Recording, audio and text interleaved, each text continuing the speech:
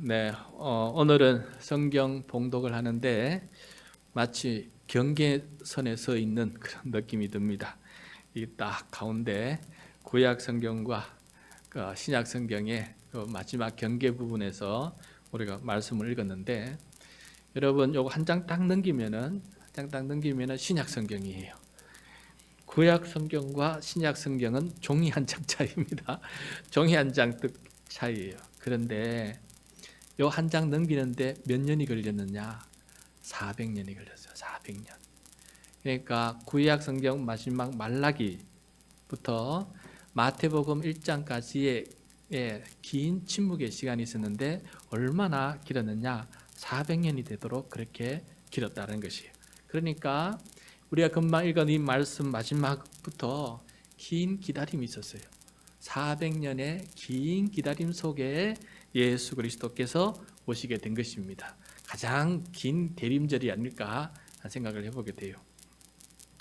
여러분, 구약의 마지막 책이 말라기인데, 말라기는 선지자의 이름을 뜻해요. 선지자 이름을 뜻하는데, 그 이름이 무슨 뜻이냐면은 나의 대사라는 뜻입니다. 내 말을 대신해서 전달하는 사람이다 라는 뜻이에요. 내 말을 전달하는 사람. 그런데 마지막 선지자 말라기는 누구에게 하나님의 말씀을 전달했느냐? 누구에게?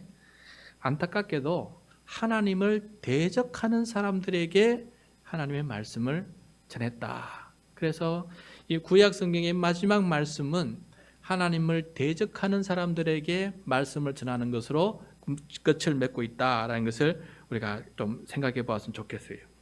말라기를 읽으면서 6가지 하나님께 대드는 그런 질문을 던졌는데, 첫째는 주께서 어떻게 우리를 사랑하셨나이까? 1장 2절에 그렇게 말했고, 둘째는 우리가 어떻게 주의 이름을 멸시하였습니까? 하면서 1장 6절에 또 그렇게 되들었고, 세 번째는 우리가 어떻게 주의 이름을 더럽혔습니까? 하면서 1장 7절에도 그렇게 하나님께 되들었어요. 네 번째, 우리가 어떻게 하여야 돌아가리까? 돌아갈 길이나 있습니까? 하면서 3장 7절에 그렇게 말했고, 다섯 번째, 우리가 어떻게 주의 것을 도둑질했습니까? 3장 8절에 또 그렇게 되들었습니다. 그리고 여섯 번째로 우리가 무슨 말로 주를 대적하였나이까? 3장 13절에서 하나님께 대드는 질문을 하면서, 이렇게 질문하면서 하나님께 대드는 사람들에게 말라기가 하나님의 말씀을 전해 주었던 것입니다. 여러분, 우리도 가끔은 뭐 부모에게도 대들고 주변 사람들에게도 또 대들기도 하고 그럴 때가 많지 않습니까? 그걸 넘어서 때로는 하나님께도 대들지 않습니까? 도대체 하나님의 사랑, 하나님의 정의가 도대체 어디 있습니까? 그것을 잘 보지 못해서 의심하기도 하고, 그 다음에 나중에 실족하기도 하고, 그래서 하나님을 떠나 살기도 하고, 불신자가 낙심자가 되기도 하면서 그렇게 살아간 경우가 있지 않습니까? 오늘 본문 말씀은 이렇게 대적하는 자들에게 마지막 6번째 질문, 그리고 그 질문에 답하는 하나님의 말씀을 우리들에게 들려주고 있습니다. 하나님을 의심하고 실족하고 대적해본 경험이 있는 우리 모두들에게도 주시는 말씀이다 한 생각을 해보게 됩니다. 그래서 오늘 이 말씀을 통해서 나에게 어떤 주님의 음성을 주시는지 함께 경청할 수 있는 그런 시간 되었으면 좋겠습니다. 자, 하나님은 완악한 말로, 그것도 좋은 말이 아니고 완악한 말로 하나님을 대적하는 사람들의 말을 막지 않습니다. 하나님은 그 말을 막지 않으시고 대신 다 듣고 계신다라는 거예요. 하나님은 자기를 대적하는 사람들의 그 완악한 말도 다 듣고 계신다. 13절입니다. 13절 같이 읽겠습니다. 13절 시작. 대적하고도 이러기를 우리가 무슨 말로 주를 대적하였나이까 하는도다. 네. 하나님은 우리가 기도하는 그 말만 들으시는 게 아니고 우리의 모든 말을 다 듣고 계신다는 거예요. 그래서 우리 옛날에 속담도 있지 않습니까? 낮의 말은 누가 듣습니까? 밤의 말은 누가 듣습니까? 그것보다 더 뛰어나신 하나님은 우리의 모든 말을 다 사실은 듣고 계세요. 듣고 계시는데, 근데 완악한 말도 하나님께서 듣고 계시는데 우리는 그런 말을 한 적 없다 그래요. 그런데 하나님은 그렇게 능청스럽게 발뺌하는 사람에게 아니야, 너 그런 말 했어. 이러면 신기하게도 자기가 나쁜 말을 한 거는 금방 잊어버려요. 그런데 이 좋은 말만 한 거는 기억하고 나쁜 말 한 거는 잊어버려요. 근데 하나님께서 아니야, 나 그거 다 들었어 그런 거예요. 마치 녹음한 것을 재생해서 들려주듯이 내 이런 말 들었어 하고 주님께서 말씀해 주시는 그 말씀을 보게 됩니다. 14절하고 15절입니다. 같이 읽겠습니다. 시작. 이는 너희가 말하기를 하나님을 섬기는 것이 헛되니 만군의 여호와 앞에서 그 명령을 지키며 슬프게 행하는 것이 무엇이 유익하리요. 지금 우리는 교만한 자가 복되다 하며 악을 행하는 자가 번성하며 하나님을 시험하는 자가 화를 면한다 하노라 함이라. 하나님께서 다 들으시고 이렇게 다시 말씀해 주십니다. 그들은 어떤 말로 말했냐면 하나님을 섬기는 게 헛되다. 이거 섬긴다는 것은 예배한다, 그 말씀에 따라서 살아간다라는 그런 의미예요. 예배하는 게 헛되고 하나님의 말씀 따라 살아가는 게 헛되다는 거예요. 왜 헛되겠습니까? 별로 드러나는 게 없어요. 드러나는 게. 두 번째, 여호와 앞에서 그 명령을 지키며 슬프게 행하는 것이 도대체 유익이 없다. 여기서 슬프게 행한다는 것은 하나님의 말씀대로 살지 못해서 가슴을 치며 회개하면서 자기 마음을 슬픈 마음으로 하나님 앞에 회개하면서 다시금 고쳐나가는 그런 모습 아니겠어요? 그렇게 회개하며 살아본들 무슨 나에게 유익이 있었느냐? 그렇게 살아봐도 유익은 없고 오히려 더 내 삶만 더 괴롭고 나만 더 속상하고 나만 더 힘이 들더라. 유익이 없다라고 이렇게 말하는 거예요.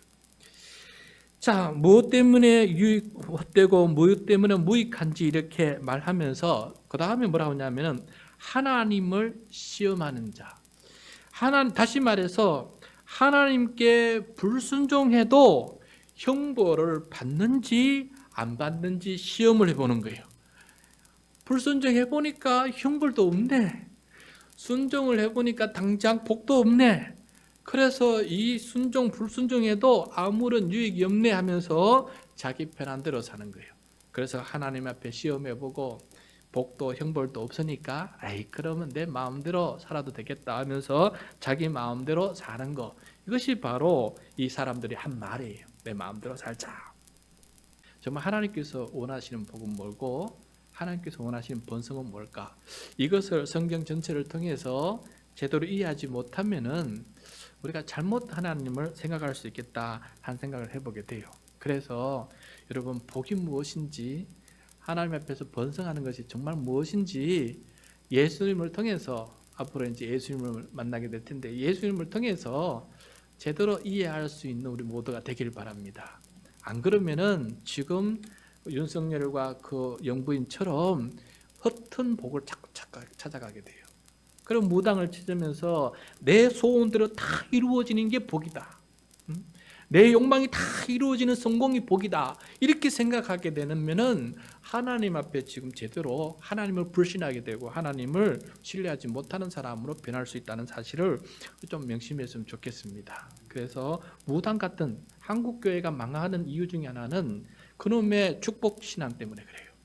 그 무당 신앙과 같은 좌우지간 돈 벌어야 되고 좌우지간 건강해야 되고 좌우지간 권력을 얻어야 되고 좌우지간 출세해야 되고 세상 사람들에게 잘 됐다고 보여주는 이런 방식의 복과 번성에 이게 목말라 있어가지고 그렇게 살아본들 눈에 보이는 것은 다 하나님 앞에 욕먹는 일밖에 없는 일이에요. 그래서 정말 복이 무엇인지, 번성한다는 게 무슨 의미인지를 좀 제대로 깨달았으면 좋겠어요. 아브라함의 언약만 제대로 알아도, 그 언약을 예수님께서 어떻게 성취해 나가신지만 제대로 알아도 정말 복과 번성이 무엇인지 우리가 제대로 깨달을 수 있겠다 생각을 해보게 돼요. 자, 이렇게 악한 말로 하나님을 대적하는 사람이 있는가 하면은 놀랍게도 소수이지만은 하나님을 경외하는 사람들도 있다. 하나님을 경외하는 사람들도 있다. 그들도 말을 해요. 하나님을 완악한 말로 하나님을 대적하는 말이 아니라 겸손히 인내하면서 하나님을 신뢰하면서 참고 인내하는 그런 말들을, 소망의 말들을 서로 하게 돼요. 그런 말조차도 하나님 다 듣고 계신다는 겁니다. 16절이에요. 16절 시작.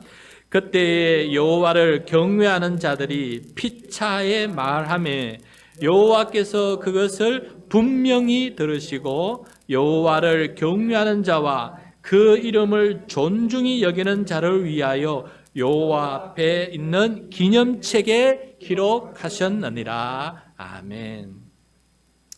여러분, 하나님을 경외함을 떠나서 사람을 존중할 때에도 말이 다르지 않습니까?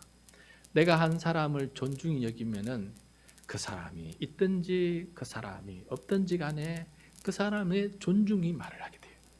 그렇지 않습니까? 왜냐하면 그 사람이 나에게는 너무 값지기 때문에 그래요. 그래서 말 하나도 존중이 담겨져 있는 말을 하게 됩니다. 존중이 담겨져 있는 말을 하게 돼요. 이것처럼 하나님을 경외하는 사람은 피차간에 눈에 하나님이 안 보여도 하나님에 대해서 좋은 말을 하게 돼요. 하나님을 신뢰하기 때문에, 하나님을 존중하기 때문에. 그렇지 않습니까? 그래서 완악한 말을 하지 않고 하나님 앞에 좋은 말로 믿음의 말을 하게 돼요. 그래서 하나님께서 그것을 들으신다. 들으시고 그다음에 뭐라고 하십니까? 기록한다. 기록한다. 하나님 앞에는 그것을 기록한 기념책이 있다. 기념책이 있다라고 말씀하고 있는 것을 보게 돼요. 여러분, 이 기념책은 하나님께 필요해서 적는 게 아니에요. 하나님은 모든 것을 기록하고 암송할 수 있는 분이세요. 기록할 책이 필요 없는 분이세요. 그런데 이 기록책은 누구를 위해서 기록할 것일까요? 바로 우리를 위해서 기록해요.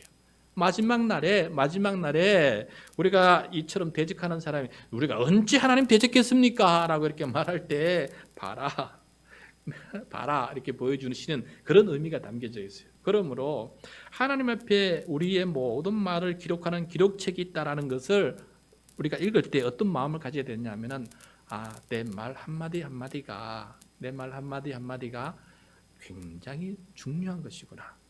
하나님 앞에 기록될 만큼 내 한마디 한마디가 사실은 굉장히 의미가 있고 굉장히 중요한 말이구나 라는 것을 기억해 보라는 의미예요. 그러므로 이 말씀을 읽을 때마다 하나님, 내가 항상 믿음이 있는지, 내가 하나님의 뜻을 사모하며 하나님의 뜻이 내 삶 속에 이루어진다고 하는 신뢰를 가지고 내가 그것을 말하고 있는지, 아니면 불신 가운데 이야기하고 있는지, 나가 만나는 모든 사람들과의 관계 속에서 하나님은 뜻이 있어서 우리를 만나게 해주셨다라는 그런 신뢰 속에서 하나님의 뜻을 이루고자 하는 그런 말로 하는 것인지, 아니면 그것을 깨는 말로 하는 것인지 우리의 자신을 한번 뒤돌아볼 필요가 있다라는 것이에요.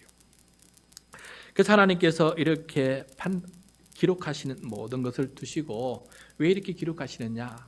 또 하나 우리가 깨달아야 될 것은 하나님께서는 반드시 정의를 공의롭게 이루시기 위함이다라는 거예요. 17절입니다. 17절 시작. 만군의 여호와가 이르노라. 나는 내가 정한 날에 그들을 나의 특별한 소유로 삼을 것이요 또 사람이 자기를 섬기는 아들을 아낌같이 내가 그들을 아끼리니. 하나님을 경외하는 사람들에게 먼저 그날에 어떻게 하실지를 가르쳐주고 있어요. 나의 특별한 소유로 삼겠다. 여러분, 특별한 소유가 뭐냐면은 아주 귀중한 보화를 말하는 거예요. 보물 아닙니까? 보물.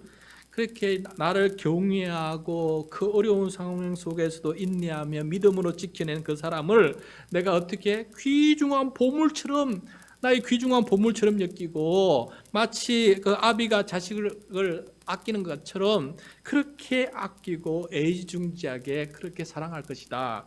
그날에는 그렇게 하나님께서 정의를 이루어 주실 것이다 라고 이렇게 말씀해 주고 있는 것을 보게 돼요. 여러분, 하나님 나라에 갔을 때 하나님 앞에 정말 보배로운 귀중한 하나님의 소유가 되기를 바랍니다. 그런 믿음이 있을 때 우리가 어떤 상황 속에서도 이겨나갈 수 있는 믿음을 가질 수 있게 될 것입니다. 그리고 그날에는 하나님께서 뭘 또 하시느냐? 의인과 악인을 공정하게 분별하시겠다는 거예요.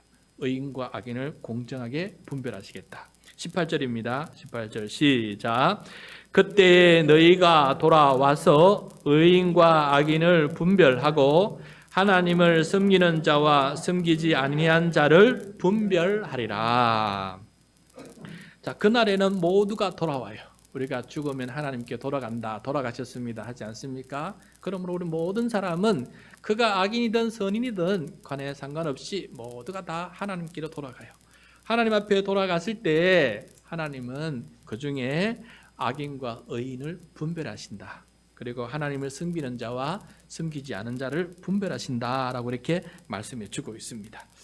아마도 기록책을 보시면서 너희들도 봐라 하면서 아주 공정하게 그 보여주시면은 자기가 변명할 수 없을 만큼 순종할 수밖에 없을 만큼 그렇게 분별해 나가는 것을 보게 됩니다. 왜 하나님은 그때 그렇게 분별하실까? 그러면 왜 분별하실까?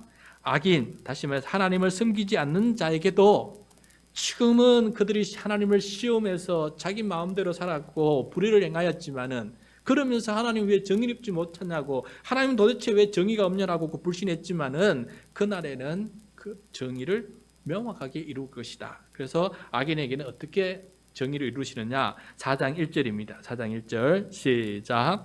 만군의 여호와가 이르노라 보라 용광로 불같은 날이 이르리니 교만한 자와 악을 행하는 자는 다 쥐푸라기 같을 것이라. 그 이르는 날에 그들을 살라 그 뿌리와 가지를 남기지 아니할 것이로되. 네. 용광로 불같은 날이 될 것이다. 그래서 하나님께서 그들을 심판하실 것이다. 그래서 정의를 반드시 이루실 것이다 라는 것을 말씀해 주고 있습니다.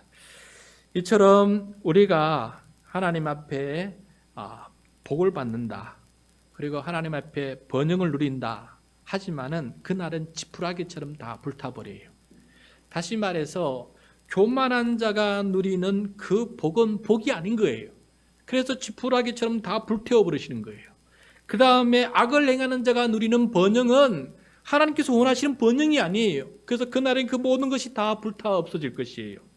하나님을 시험했던 그 교만함도, 그래서 하나님을 시험하고 화를 피했는데 그날에는 피할 수 없는 거예요. 화를 당하게 되고 하나님 앞에 정의롭게 공정하게 그 하나님의 심판을 받게 될 것이다 라는 것을 말씀해 주고 있는 것을 보게 됩니다. 그러므로 여러분 이 말씀만 봐도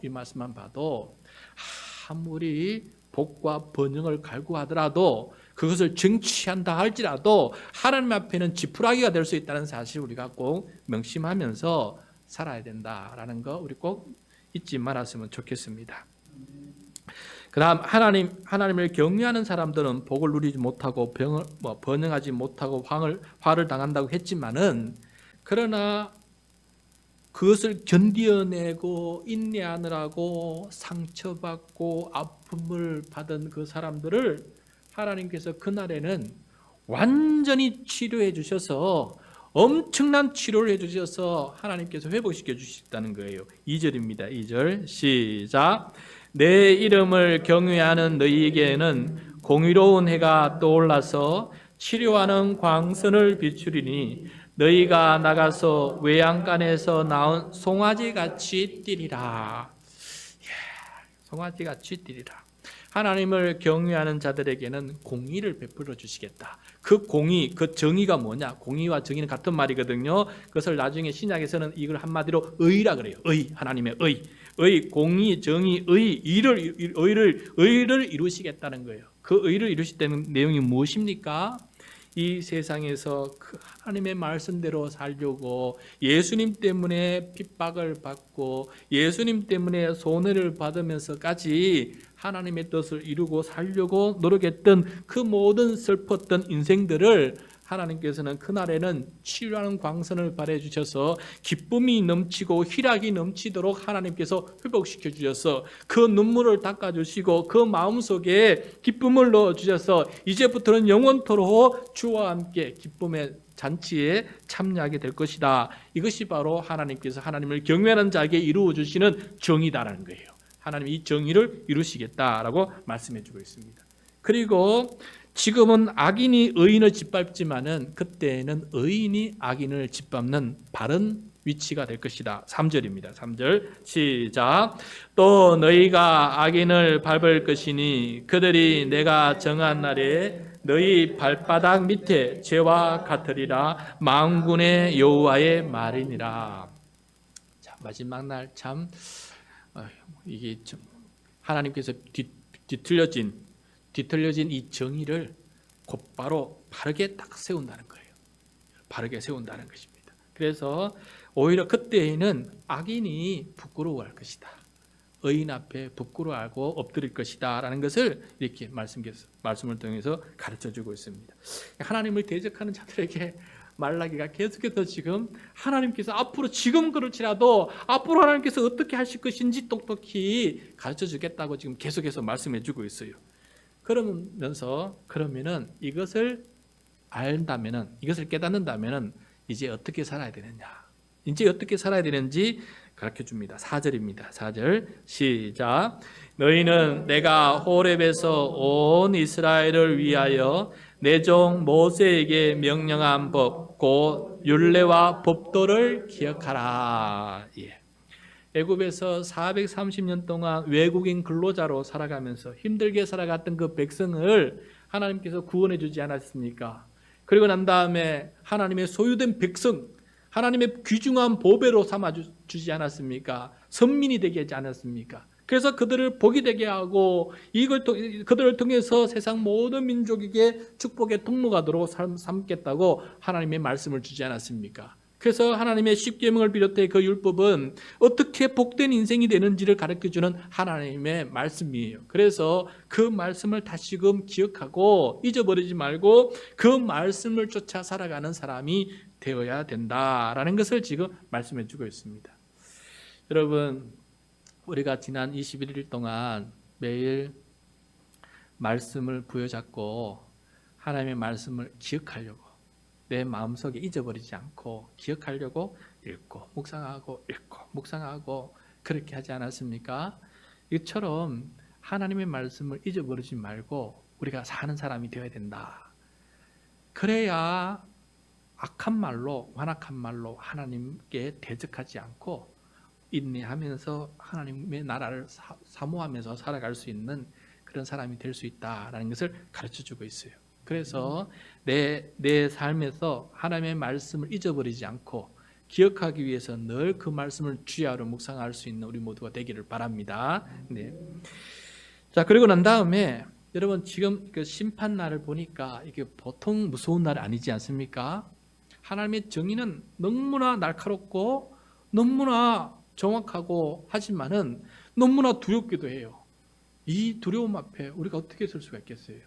여러분, 나는 하나님을 경외하는 사람이다, 의인이라고 하나님 앞에 자신 있게 설 수가 있겠습니까? 이 말씀대로 한다면은 이 날이 너무나 두렵고 무서운 날이에요.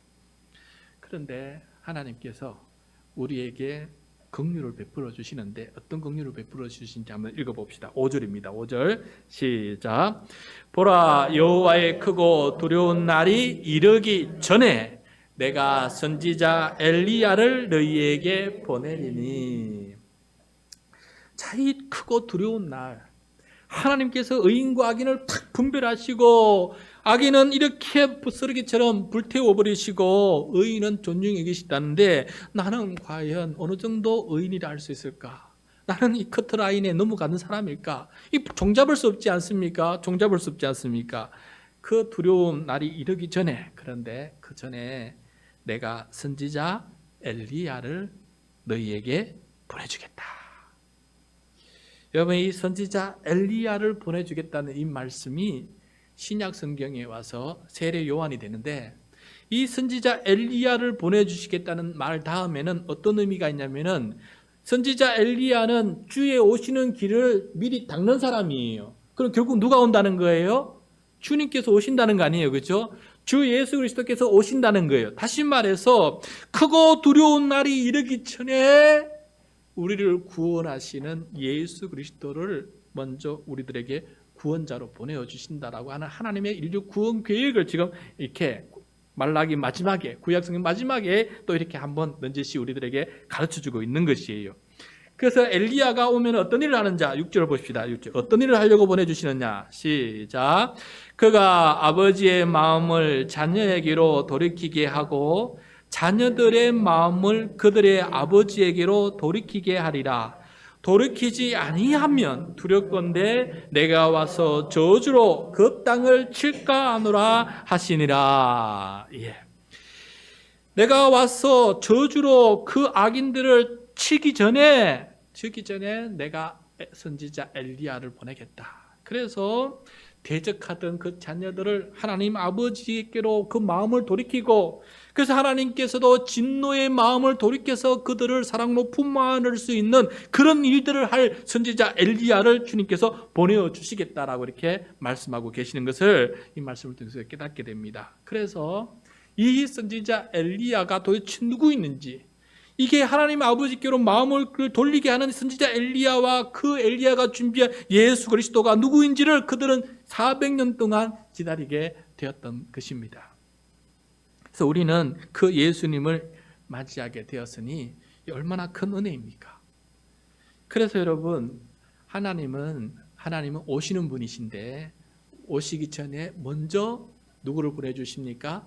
그 아들 예수 그리스도를 우리들에게 보내주셔서 크고 두려운 그 날이 이르기 전에 우리가 정죄당하지 아니하도록, 우리의 의인이 되도록, 의롭다 칭함을 받을 수 있도록 우리를 구원의 백성, 하나님의 자녀된 백성으로 만드시는 이 예수 그리스도를 먼저 우리들에게 보내주심으로 말미암아 우리가 마지막 날을 두려움으로 맞이하지 아니하고 기쁨과 소망과 기대 가운데 맞이할 수 있도록 하나님께서 만들어 주시겠다는 것이에요. 이것이 바로 하나님께서 이루시고자 하는, 예수님을 통해서 이루시고자 하는 진정한 하나님의 긍휼이 담긴 정의다. 사랑이 가득 담긴 하나님의 정의다라는 것을 우리들에게 가르쳐 주는 겁니다.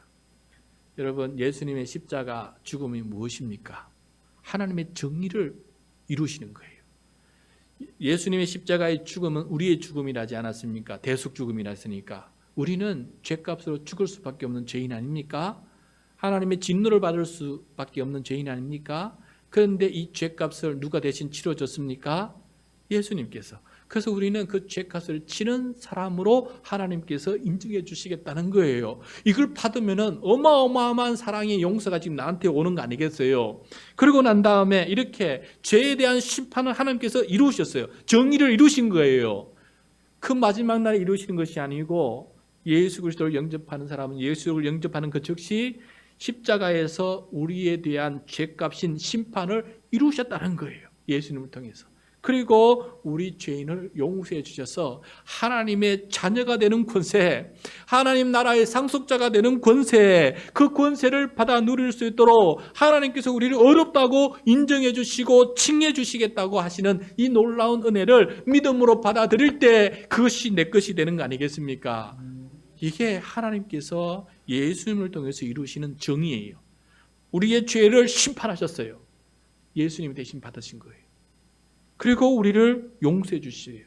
그리고 의인 삼아 주세요. 그리고 그 의인에게 하나님께서 놀라운 복을 주시겠다. 나의 귀중한 보배는 소유로 삼아 주시겠고 내 아들처럼 아끼겠다. 그러니까 하나님, 그 하나님의 말씀이 예수님을 통해서 이루어지시는 거예요. 그 날이 오기 전에 말입니다. 마지막 날이 오기 전에 말입니다. 그래서 그 오기 전에 예수님을 우리가 영접했으니 이게 얼마나 큰 은혜입니까? 그래서 성탄절을 맞이하는 우리들의 마음속에 이 말라기를 읽으면서 이러한 깊은 은혜가, 이런 깊은 하나님의 계획이 담겨져 있었구나. 예수님이 안 오셨으면 우리 큰일 날 뻔했구나. 예수님이 안 오셨으면 우리 정말 두렵고 두려운 그 날 앞에 어떻게 서야 될지 모르면서 우왕좌왕하면서 그렇게 살 뻔했구나. 그런데 예수님께서 오셔서 이렇게 큰 은혜를 베풀어 주시고 우리를 구원해 주시니 이 예수님의 오심은 정말 하나님이 얼마나 우리를 사랑하고 긍휼을 베풀어 주시고 용서해 주시는지를 알고 깨닫게 되는 것이구나. 그러므로 이 하나님의 놀라운 정의 앞에, 이 의 앞에 감사하며 살아가는 우리 모두가 될 수 있기를 바랍니다. 이 믿음 잃어버리지 말기를 바랍니다. 이 믿음 잃어버리면은 크고 두려운 날에 두렵고 떨리는 마음으로 설 수밖에 없는 거예요. 장담할 수 없는 삶을 살아갈 수밖에 없다는 이 사실을 기억하면서 성탄을 기다리는 우리의 마음속에 주님 나에게 찾아와 주셔서 나의 구원자가 되어 주셔서 너무너무 감사합니다. 주님 너무너무 감사합니다. 말라기 이후로 400년 동안은 이 예수님을 만나보지 못했는데 나는 2000년 지난 지금 이때에도 나는 예수님을 알고 예수님을 만날 수 있게끔 해주셔서 너무너무 감사합니다 하는 마음으로 살아가는 우리 모두가 될 수 있기를 바랍니다. 네.